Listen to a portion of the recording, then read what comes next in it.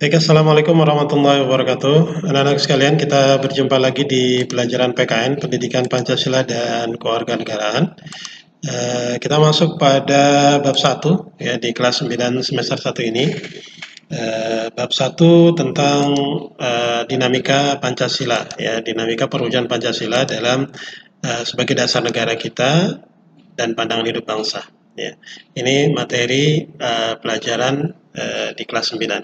Sesungguhnya materi tentang Pancasila ini kita sudah bahas di kelas 8 lalu ya. Kelas 8 lalu kita sudah membahas tentang Pancasila ini dan kita akan dalami di kelas 9 ini, juga akan nanti didalami di SMP tentang Pancasila ini ya. Maka tidak ada salahnya kalau kemudian kita mereview sebentar ya nak ya. Kita review sebentar tentang pengertian Pancasila. Ya, Pancasila itu berasal dari bahasa Sanskerta, panca dan sila. Ya. Panca artinya 5, sila artinya dasar, landasan atau pondasi. Jadi arti atau pengertian dari Pancasila adalah 5 dasar atau 5 pondasi atau 5 landasan. Itu sederhananya begitu. Tapi bisa kita kembangkan karena kita menggunakan Pancasila ini sebagai dasar negara kita, maka kita bisa kembangkan lagi pengertian dari Pancasila adalah 5 pondasi atau 5 dasar atau 5 landasan yang digunakan oleh bangsa Indonesia dalam berkehidupan berbangsa dan bernegara. Ini pengertian dari Pancasila. Di kelas 8 kita juga pernah membahas tentang fungsi dari Pancasila. Ya, fungsi Pancasila kurang lebih ada 6 fungsi. Yang pertama adalah sebagai dasar negara, kemudian pandangan hidup bangsa, kemudian kepribadian bangsa, perjanjian luhur rakyat Indonesia, ideologi nasional, dan sumber hukum berbangsa dan bernegara. Nah, ini sudah kita pelajari di kelas 8. Dan insya Allah di kelas 9 ini kita akan mempelajari lebih dalam lagi tentang dinamika Pancasila sebagai perwujudan dasar dinamika perwujudan Pancasila sebagai dasar negara kita. Dinamika itu artinya perkembangan fluktuatif gitu ya. Ada nggak statis, dinamis gitu ya. Ada pergerakan-pergerakan atau ada gelombang-gelombang dari penerapan Pancasila di Indonesia ini, perwujudan Pancasila di Indonesia ini. Nah, dalam bab 1 ini, dinamika perwujudan Pancasila sebagai dasar negara ini, kalian bisa lihat di buku paket kalian atau di buku pegangan kalian ya, di bab 1, itu ada 3 poin. Poin pertama kita akan lihat penerapan Pancasila dari masa ke masa ya. Kemudian poin kedua kita akan membahas tentang nilai-nilai Pancasila sesuai dengan perkembangan zaman ya, nilai ideologi ya. Apa itu nilai, apa itu ideologi terbuka, apa ideologi tertutup, kita akan bahas itu nanti. Kemudian yang ketiga, perwujudan nilai-nilai Pancasila dalam berbagai bidang kehidupan kita. Nah, ini kita akan bahas di dinamika perwujudan Pancasila sebagai dasar negara. Baik, kita mulai di bahasan pertama tentang penerapan Pancasila dari masa ke masa. Ya. Sebagaimana kita ketahui, perjalanan sejarah perjuangan bangsa Indonesia sebelum tahun 45, kita masuk pada fase atau pada masa membebaskan bangsa Indonesia ini, tanah dan negara Indonesia ini, tanah tumpah darah kita ini dari penjajah. Ya, penjajah Belanda, penjajah Jepang, ya Belanda 350 tahun, Jepang 3,5 tahun. Nah, setelah itu kita memproklamirkan diri. Ya, tahun 45, 1945, 17 Agustus 45 kita memproklamasikan kemerdekaan bangsa Indonesia. Nah, masuklah kita pada etape mengisi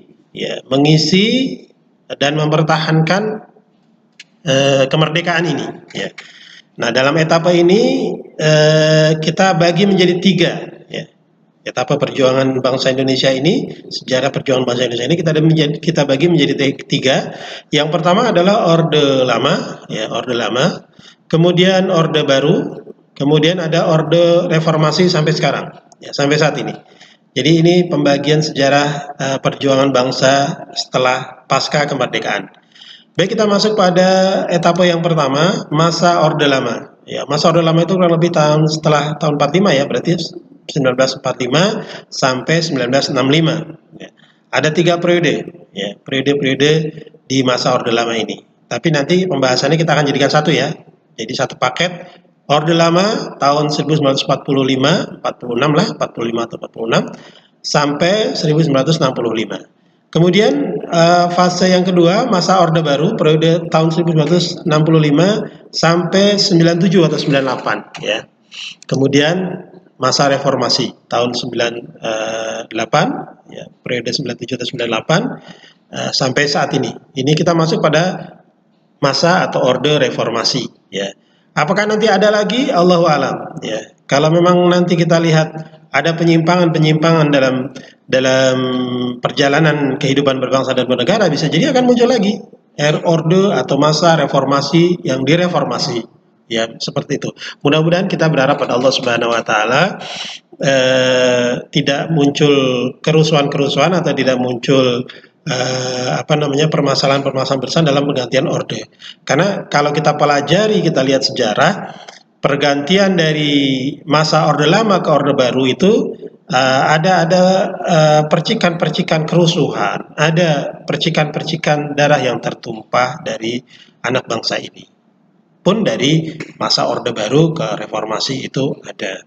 Maka kita berharap dalam masa orde reformasi ini atau masa reformasi ini sampai sekarang dan sampai nanti seterusnya, kita berharap kalaupun ada gejolak, kalaupun ada dinamika sejarah, kita berharap tidak ada lagi pertumpahan darah. Kita berharap tidak ada lagi kerusuhan. Baik anak-anakku sekalian, kita masuk pada masa orde lama ya.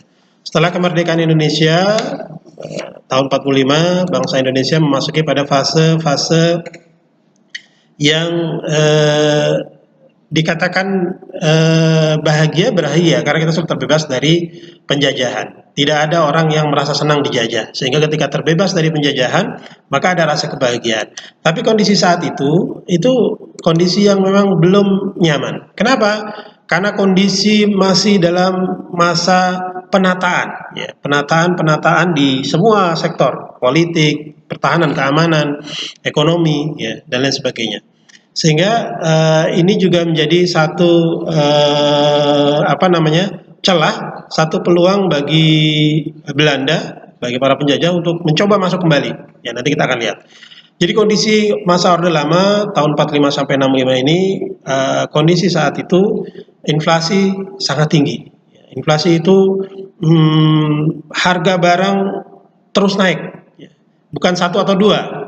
Kalau misalnya satu atau dua barang saja itu tidak bisa kita sebut inflasi. Tapi ini semua barang rata-rata naik harganya. Daya beli masyarakat rendah. Masyarakat sudah tidak mampu lagi membeli. Nah, ini muncul inflasi namanya, ya, inflasi. Ketika semua harga barang naik, lalu daya beli masyarakat rendah karena masyarakat tidak mampu membeli. Kemudian penerapan penggunaan mata uang yang tidak terkendali, lebih dari satu. Ada 3 mata uang ketika di masa orde lama ini, yaitu mata uang yang diterbitkan oleh The Javas Bank, ya. Kemudian mata uang pemerintah Hindia Belanda dan mata uang pendudukan Jepang. Jadi kita pakai 3 mata uang untuk beli itu, sehingga ya ini sangat merepotkan dan tentu saja korbannya atau yang sangat susah adalah rakyat Indonesia. Kemudian kondisi saat itu selain inflasi dan penggunaan mata uang yang lebih dari satu mata uang itu juga ada blokade ekonomi oleh Belanda. Sejak bulan November 1945, Belanda menutup pintu-pintu perdagangan luar negeri yang masuk ke Indonesia. Indonesia juga bisa mengekspor karena memang belum ada yang bisa diekspor, gitu ya. Tapi tidak bisa mengimpor, tidak bisa memasukkan barang-barang dari luar untuk memenuhi kebutuhan rakyat Indonesia, gitu ya. Diblokade oleh Belanda. Selain dari itu, karena kita baru merdeka, kas negara tentu saja kosong. Ya. Kas negara Indonesia belum memiliki simpanan uang atau kas untuk proses pembangunan, untuk proses mensejahterakan rakyat Indonesia. Inilah kondisi masa orde lama. Sehingga dengan kondisi ini, maka banyak muncul ketidakpuasan, ketidaknyamanan, di samping juga ada provokasi dari pihak Belanda kepada rakyat Indonesia yang sebenarnya intinya Belanda ingin masuk kembali, ingin menjajah kembali, ya. Nanti kita akan bahas. Nah, yang pertama ada pemberontakan PKI Madiun. Nah, ini apa namanya, pemberontakan PKI Madiun tahun 1948. Ini Musso, ya. Musso orang yang menjadi pemimpin, menjadi provokator, ya, menjadi leader dari pemberontakan ini. Dialah yang bertanggung jawab pada pemberontakan PKI Madiun. Dia adalah orang Indonesia, tapi dia banyak belajar di Uni Soviet. Sehingga apa namanya, tujuan dari pemberontakan ini adalah ingin menjadikan Republik Indonesia ini sebagai negara Republik Soviet Indonesia, ya, dengan ideologinya komunis. Ya. Jadi mereka ingin menjadikan Indonesia ini bagian dari negara Soviet, ya. Bagian, paling tidak memiliki ideologi yang sama dengan Uni Soviet. Uni Soviet itu satu negara, dulu negara besar, ya, negara besar yang berideologi komunis, ya. Karena dia gabungan dari beberapa wilayah, ya. Saat ini sudah tidak ada lagi negara Uni Soviet karena sudah terpecah menjadi beberapa wilayah-wilayah negara. Ada satu pecahan yang besar adalah Rusia. Jadi Rusia itu adalah negara Uni Soviet, wilayah Uni Soviet yang paling besar, ya, itu Rusia. Kalau sekarang sudah tidak ada lagi negara Uni Soviet. Tapi tahun 65 46 sebelum pokoknya sebelum apa namanya, kemerdekaan kita, itu Uni Soviet sangat berperan dalam Perang Dunia I dan Perang Dunia Kedua. Nah, baik, kemudian peristiwa Madiun ini dapat ditumpas oleh TNI di bulan September tahun 1948. Nah, ini sebenarnya ya. Nanti siling aja. Kita lanjut pada materi berikutnya, peristiwa berikutnya, yaitu pemberontakan DITI Kartosuwiryo, ya, 7 Agustus 49. Ya. Pemimpinnya adalah SM Kartosuwiryo, ya, DITI. Karena ada DITI yang dipimpin oleh yang lainnya. Nanti kita akan bahas, ada di sini di pembelajaran ini. Ya, SM Sekar Marijan Kartosuwiryo, dia adalah pemimpin apa namanya, pemberontakan DITI ini. Tujuannya adalah ingin menjadikan Indonesia sebagai negara Islam Indonesia, ya. Menjadikan Indonesia sebagai negara Islam Indonesia, NII, ya. Ini Sekar Marijan Kartosuwiryo. Ya. Kemudian pemberontakan APRA, Angkatan Perang Ratu Adil di Bandung, ya, dipimpin oleh Raymond Westerling. Dia adalah orang Belanda, mantan kapten KNIL, ya. Kenil itu tentara bentukan Belanda yang apa namanya, yang anggotanya adalah orang-orang Indonesia, ya. Anggotanya, anggota pasukannya, ya, itu sebagian besar orang Indonesia. Kalaupun ada orang Belanda, dia berada di puncak-puncak komandonya, gitu ya. Ya, karena orang Indonesia ketika itu masih bodoh, ya, sehingga mau diperalat, ya, karena dapat fasilitas, ya, kalau jadi pasukan KNIL itu dia dapat fasilitas tertentu, ya, mungkin keamanan dan makanan dan sebagainya, gitu ya. Sehingga banyak orang-orang Indonesia yang terpengaruh, ya, gabung menjadi apa namanya, pasukan tentara KNIL ini, ya.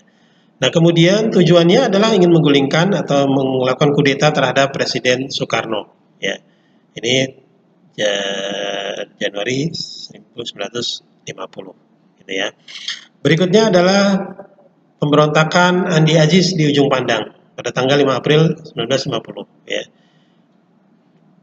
Pemberontakan ini dipimpin oleh Andi Aziz. Andi Aziz adalah orang Indonesia dari Indonesia Timur, mantan perwira, ya, di KNIL, ya. Jadi dia orang Indonesia tapi di KNIL jadi perwiranya, ya. Nah, tujuannya adalah ingin mempertahankan berdirinya negara Indonesia Timur. Nah, anak-anakku sekalian, jadi setelah kemerdekaan Indonesia, itu Belanda tidak, setelah kita memproklamasikan kemerdekaan Indonesia, Belanda tidak serta-merta mengakui proklamasi itu. Masih saja bertahan ingin apa namanya, menguasai wilayah Indonesia yang kaya akan rempah-rempah ini, ya, kaya akan kekayaan alam. Bukan hanya rempah-rempah, tapi kekayaan alam. Ya, sekarang saja kita bisa lihat informasi tentang apa namanya, emas, tambang emas dan kekayaan-kekayaan alam lainnya di Indonesia itu luar biasa. Makanya ini sangat menarik minat para penjajah ketika itu untuk mengambil kekayaan alam ini untuk dibawa ke negara mereka. Ya, sementara kita tetap menjadi negara jajahan, ya, diberikan sisa-sisanya saja. Nah, itu dulu di zaman penjajahan. Nah, Belanda tetap ingin bertahan, ya, sehingga kemudian Belanda mendesain merekayasa pertemuan, ya, konferensi meja bundar KMB istilahnya, itu tanggal 23 Agustus sampai 2 November tahun 49. Nah, sebelum itu Belanda sudah memecah wilayah Indonesia menjadi beberapa bagian. Negara-negara, ada negara Indonesia Timur, negara Pasundan, negara Sumatera, dan seterusnya. Ya, dipecah-pecah menjadi negara bagian. Ya. Maka di hasil KMB itu yang dihadiri oleh utusan Republik Indonesia, utusan RI, utusan Belanda, dan utusan BFO. Ya, BFO itu negara bagian yang ada di Indonesia yang dibentuk oleh Belanda. Nah, hasil dari KMB itu salah satunya adalah tetap mempertahankan itu, gitu. Walaupun Belanda mengakui kemerdekaan, tapi Belanda ingin tetap mempertahankan itu dengan kerajaan Belanda sebagai pimpinannya, gitu. Jadi Indonesia dijadikan sebagai negara Indonesia Serikat atau RIS, Republik Indonesia Serikat. Ya. Nah, pemberontakan Andi Agis ini itu tetap ingin mempertahankan wilayah Indonesia Timur, harus ada negara Indonesia Timur. Artinya dia ingin dengan orang-orang yang dihasut oleh Belanda. Ini bisa jadi memang hasutan Belanda untuk tetap mempertahankan Indonesia Timur ini agar Indonesia terpecah, tidak memiliki kekuatan. Ya. Sementara para pendiri bangsa ini, para pejuang menginginkan Indonesia ini menjadi negara kesatuan Republik Indonesia, NKRI, bukan lagi negara yang terpisah-pisah menjadi beberapa wilayah, walaupun disebut menjadi serikat, menjadi kesatuan, tapi tetap ini terpisah. Nah, para pendiri bangsa ini tidak menginginkan demikian. Para pendiri bangsa ini menginginkan negara Indonesia adalah negara kesatuan Republik Indonesia, dan ini harus kita pertahankan. Kalian nanti yang akan mempertahankan ini. Ya, kalian yang sebagai pemegang tongkat berikutnya, estafet berikutnya untuk mempertahankan NKRI ini. Ya, NKRI harga mati, tapi benar. Ya, kalian bertahan untuk tetap menjaga kesatuan ini, tidak dikotak-kotakan oleh kelompok-kelompok, tidak dikotak-kotakan oleh suku, bangsa, dan lain sebagainya. Karena Indonesia ini banyak suku bangsa, banyak adat istiadat, ya. Sehingga kita tetap bertahan menjadi negara kesatuan Republik Indonesia. Kembali ke pemberontakan Andi Agis ini, ya, dia ingin mempertahankan negara Indonesia Timur, ya, sehingga dia melakukan pemberontakan.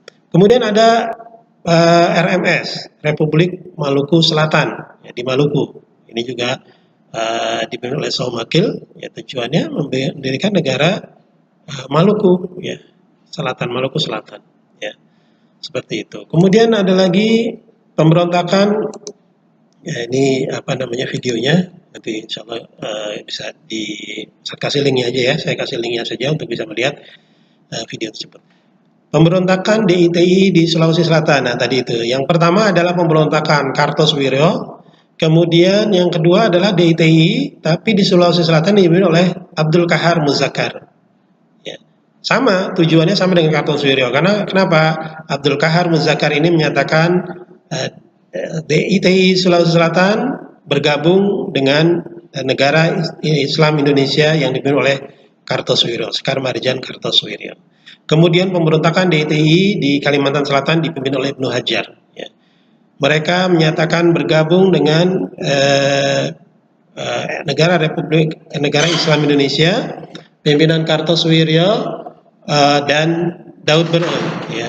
Mereka seperti itu. Oh ya, Daud Bereh ini juga salah satu tokoh yang memimpin pemberontakan di Aceh, ya, Daud Bereh ini. Tujuannya apa? Mendirikan negara Islam Indonesia bergabung dengan Kartosuwiryo. Walaupun Daud Bereh ini jasanya cukup banyak juga, ya, Nak, ya. Jadi ketika Indonesia belum memiliki pesawat, maka Soekarno meminta kepada Daud Bereh, karena beliau adalah ulama. Daud Bereh ini adalah ulama dan salah satu komandan. Maka diminta atau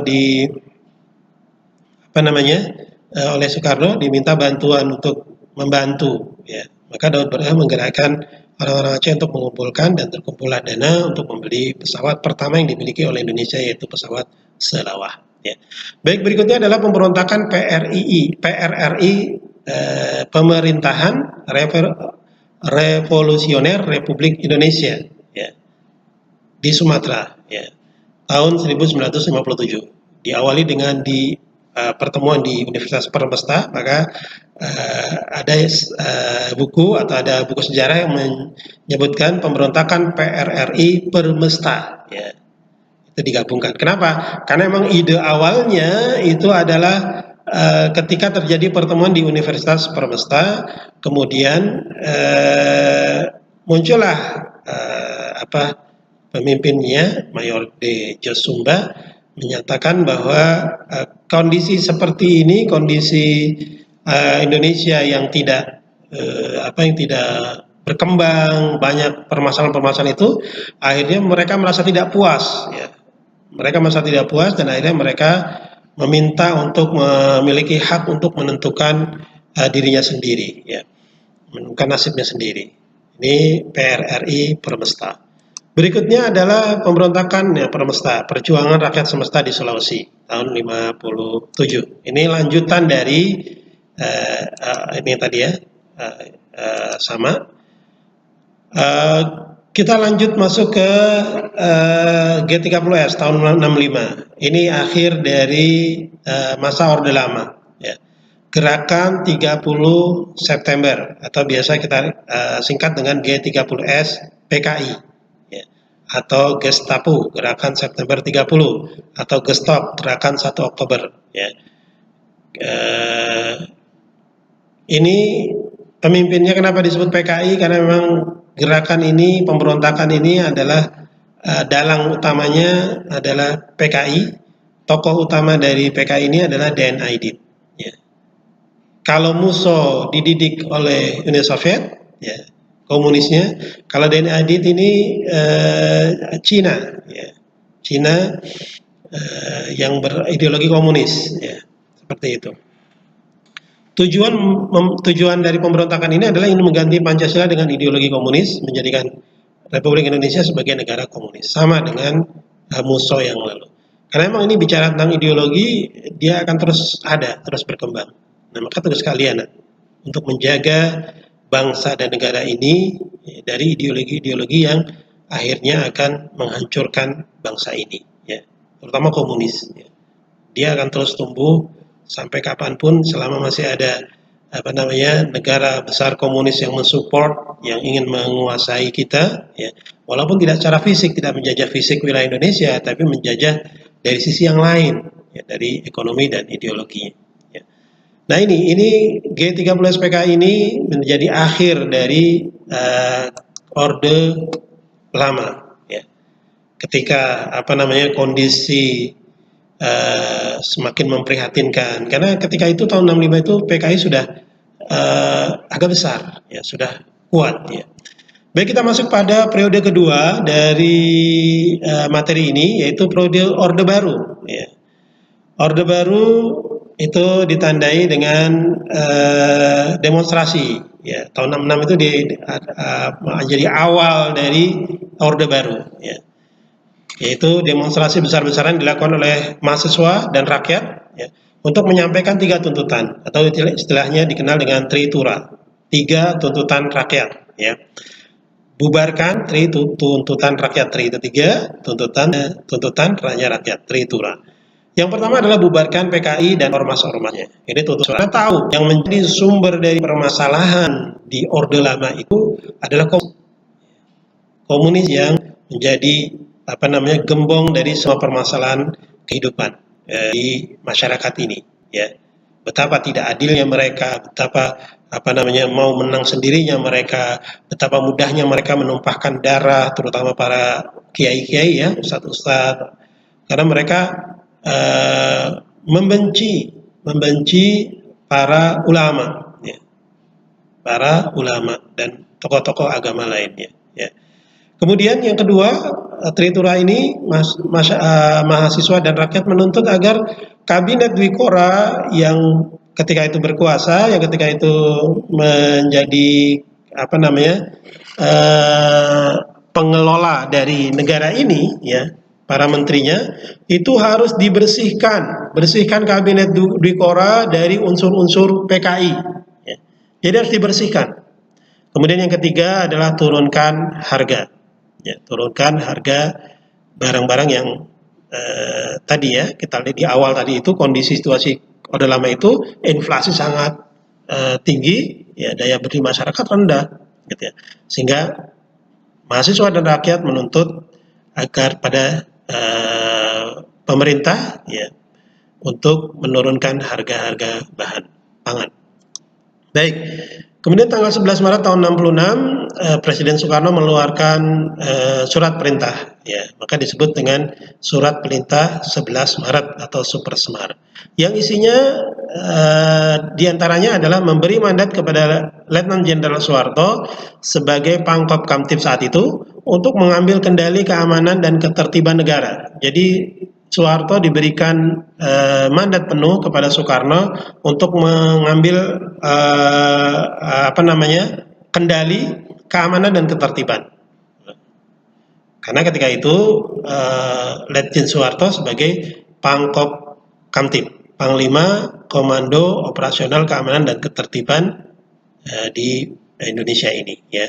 Maka dengan surat inilah maka Soeharto mengambil langkah-langkah strategis, mengambil langkah-langkah taktis, ya, mengambil langkah-langkah untuk mengamankan negara ini dari komunis terutama, ya, sehingga tokoh-tokoh komunis, organisasi komunis ditangkapi, ya, kemudian organisasinya dibubarkan, tokoh-tokohnya dipenjara, yang kemudian dibina, yang siap meninggalkan ideologinya dikembalikan ke masyarakat untuk bergabung dengan masyarakat, yang tidak siap ya dipenjara di lembaga pemasyarakatan, ya, dilakukan semacam semacam pembinaan. Kalau memang sudah menyadari kesalahannya, menyadari pemahamannya tentang kesalahan pemahaman ideologi komunis ini, maka dikembalikan ke masyarakat. Tapi tokoh-tokohnya yang dianggap sebagai tokoh penting mendesain merekayasa pembunuhan, ya, sampai terbunuhnya pahlawan revolusi itu, maka tidak ada maaf bagi mereka, ya. Mereka harus mengambil tanggung jawab itu, mempertanggungjawabkan perbuatannya, dan mereka dihukum mati, ya, seperti itu. Kemudian di masa Orde Baru ini terus berjalan, ya, sampai tahun 97-98, ya, 97-98 masa Orde Baru ini berjalan, ya. Awal-awal tahun 65, 66, 67, 60-an itu Indonesia mulai membersihkan orang-orang yang berideologi komunis, ya, untuk dibersihkan dari kabinet sebagaimana tuntutan rakyat dan masyarakat, ya, Tritura tadi itu, ya. Kemudian tahun 70-an mulailah kita Indonesia dipimpin oleh Presiden Soeharto ketika itu memasuki pada fase pembangunan di semua sektor, di semua bidang, dan di semua wilayah. Pembangunan mulai diinikan. Maka di zaman Orde Baru itu ada istilah Repelita, rencana pembangunan 5 tahun. Nah, ini Repelita ini menjadi blueprint atau menjadi rencana, ya, menjadi desain dari pembangunan Indonesia ke depannya selama 5 tahun. Setelah 5 tahun dievaluasi lagi, terus dilanjutkan dan seterusnya, gitu. Nah, alhamdulillah Indonesia sudah mencapai pada kondisi yang lebih baik dibanding dengan Orde Lama, ya. Karena Orde Lama memang orde yang penuh perjuangan, orde perjuangan. Nah, di Orde Baru adalah orde pengembangan atau orde pembangunan, gitu ya. Namun sayangnya di Orde Baru ini ada penyimpangan-penyimpangan, termasuk penyimpangan dari sisi ideologi Pancasila, ya. Kenapa? Yang pertama, demokrasi ketika itu dikekang dan dikendalikan oleh penguasa, ya. Padahal dalam Pancasila itu kita ada sila yang memberikan kebebasan kepada masyarakat Indonesia, ya. Kerakyatan yang dipimpin oleh hikmah kebijaksanaan dalam permusyawaratan perwakilan. Ya. Ini demokrasi, permusyawaratan perwakilan. Demokrasi yang ada di dalam sila Pancasila, sila keempat itu adalah bagian dari demokrasi yang tidak boleh dikekang. Ini adalah hak hidup bangsa Indonesia yang dijamin oleh Pancasila, ya. Oleh undang-undang ada, di Pancasila ada gitu. Tapi di masa Orde Baru ini dikekang. Tidak boleh bertentangan dengan pemerintah.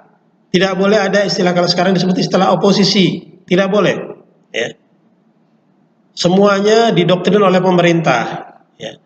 Pokoknya segalanya apa yang sudah diinginkan oleh pemerintah itu menjadi sesuatu yang wajib. Kalau tidak dianggap sebagai penentang, pemberontak, subversif istilahnya dulu. Ya. Nah ini akhirnya banyak kebebasan pers yang dibatasi gitu ya. Pemerintahannya bentuknya sentralistik, terpusat gitu ya, pada satu komando, pada satu ini saja, satu orang saja gitu ya. Sehingga kalau orang itu menyimpang Pancasila, maka semuanya akan menyimpang, ya. Kemudian yang sangat menyusahkan rakyat, dan ini menjadi salah satu yang menyebabkan mahasiswa dan rakyat geram adalah KKN, ya. Kolusi, korupsi, dan nepotisme. Itu sangat subur di zaman Orde Baru. Ya. Apa itu KKN? Kolusi, korupsi, dan nepotisme. Kalau korupsi tahu ya, mengambil bukan haknya, gitu ya. Dengan cara apapun, ya mencuri lah, gitu. Kolusi itu saling kerjasama untuk satu keburukan, ya. Satu keburukan. Misalnya begini, kamu bersaing dengan seseorang di satu jabatan, ya. Satu lembaga membuka lowongan pekerjaan, membuka jabatan A, jabatan sebagai manajer atau sebagai direktur A. Nah, kemudian calonnya banyak, diseleksi tinggal kamu berdua dengan satu orang pesaing kamu.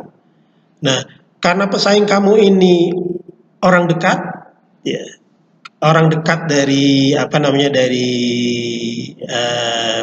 perusahaan itu, ya, atau karena satu orang ini dia membayar uang, menyogok ya, istilahnya menyuap. Ya. Nah ini kolusi, sehingga kamu dikalahkan karena kamu nggak mau menyogok, itu haram. Orang yang disogok dengan yang menyogok itu dua-duanya neraka. Nah kamu bertahan dengan itu, tapi yang lain menganggap itu tidak masalah, akhirnya ya yang itulah saingan kamu yang akan diterima gitu. Padahal kompetensinya sama, kan kompetensinya mungkin baik daripada kamu. Gitu ya. Nah itu adalah kolusi. Inilah empat kurang penyimpangan dari penyimpangannya ini yang gerakan massa ya menuntut reformasi. Ya, reformasi itu mengembalikan formasi susunan tatanan bernegara, tatanan kabinet, bahkan ganti presiden karena sudah 32 tahun, terlampau lama gitu ya. Akhirnya mahasiswa melakukan demonstrasi besar-besaran ya di Trisakti tanggal 12 Mei 98 itu. Kemudian di demonstrasi Trisakti itu ada 4 orang yang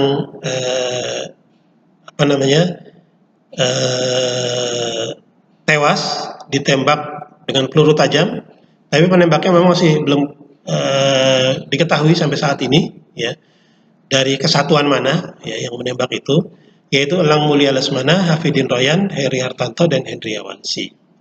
4 orang ini yang meninggal ketika itu di 4 orang ini adalah mahasiswa Trisakti ya saat demonstrasi 98. Nah setelah terjadi penembakan itu makin bergejolak mahasiswa ya. Maka dilakukanlah demonstrasi besar-besaran ya, menuntut agar Presiden Soeharto mundur saat itu tanggal 18 Mei 98. Ya, bahkan kerusuhan terjadi di mana-mana. Dan akhirnya gabungan mahasiswa seJakarta, Bogor, Tangerang, dan Bekasi, seluruh Indonesia, bahkan BEM SI ya istilahnya, badan eksekutif mahasiswa seluruh Indonesia itu melakukan demonstrasi yang dekat dengan wilayah Jakarta, datang ke gedung DPR MPR. Apalagi yang mahasiswa yang ada di Jakarta, yang dekat Tangerang, Bekasi, Bogor itu datang semua, gitu ya. Yang jauh yang ada di pulau lain selain Pulau Jawa, yang jauh dia hanya mengirimkan perwakilan, tapi tetap ada juga demo di wilayah-wilayah masing-masing. Nah, ini demo yang terbesar. Puncaknya adalah ketika mahasiswa berhasil menduduki gedung DPR MPR, ya. Gedung DPR ini mahasiswa, ini dokumentasinya, ya. Hampir banyak mahasiswa yang naik ke sini, walaupun desainernya atau ahli tata bangunannya mengatakan ini bahaya karena kekuatannya bukan untuk dipijak oleh manusia. Tapi ketika itu karena keinginan untuk mereformasi, memperbaiki bangsa ini, mahasiswa melakukan ini, gitu ya. Kemudian anak-anak sekalian, tanggal 21 Mei karena desakan dari mahasiswa, dari rakyat, dan dari penasihat-penasihat yang diberi nasihat, maka Soeharto menyatakan mundur dari jabatan presiden saat itu. Dilanjutkan atau digantikan oleh Bapak B.J. Habibie. Ya. Dilanjutkan oleh Bapak B.J. Habibie. Nah, setelah itu berakhirlah masa Orde Baru. Ya. Kita masuk kepada masa Orde Reformasi. Ya, Orde Reformasi. Ya. Yang kita rasakan sekarang ini. Ya, bagaimana kondisinya, kalian bisa menilai lah Orde Reformasi ini. Ya. Penyimpangan-penyimpangan Pancasila, kalian bisa lihat masih ada apa tidak, ya. Ketika nilai-nilai ketuhanan tidak lagi diajukan oleh sekelompok orang, maka itu berarti dia menyimpang dari nilai Pancasila. Ketika nilai kemanusiaan sudah diinjak-injak oleh sekelompok orang, tidak dihargai, ya. Berbeda politik, berbeda pilihan, kemudian saling bunuh, saling menumpahkan darah, maka dia tidak menjalankan ideologi Pancasila, tidak menjalankan Pancasila. Karena Pancasila ini luar biasa. Ya. Kalau bagi kita umat Islam, maka Pancasila ini adalah bagian dari implementasi syariat Islam. Ya. Walaupun sebagian kecil, karena syariat Islam itu sangat besar, ya, sangat luar biasa, ya. Karena ini adalah syariat aturan yang dibuat oleh Allah Subhanahu Wa Taala, yang disampaikan oleh Rasulullah SAW. Maka tidak mungkinlah buatan manusia bisa mengalahkan buatan Allah. Pancasila ini kan hanya buatan manusia yang disusun oleh para pendiri bangsa untuk menjaga Indonesia ini. Ya. Nah, Islam ini lebih besar lagi. Tapi dalam penerapannya, maka nilai-nilai Pancasila itu sesuai dengan nilai Islam. Yang pertama nilai tentang ketuhanan yang Maha Esa. Islam mengajarkan tentang, bahkan ada suratnya khusus, surat Al-Ikhlas, menyatakan tentang Qul huwallahu ahad. Katakanlah Allah itu ahad, satu. Ketuhanan yang Maha Esa, Esa itu satu, gitu ya. Kemanusiaan yang adil dan beradab. Pancasila bicara tentang kemanusiaan, harus berbuat adil. Islam mengajarkan itu, gitu ya. Islam mengajarkan tentang kemanusiaan, cintailah yang ada di bumi, maka engkau akan mencintai yang langit, itu. Bahkan tidak beriman seseorang, kata Rasulullah, tidak beriman seseorang sampai 3 kali.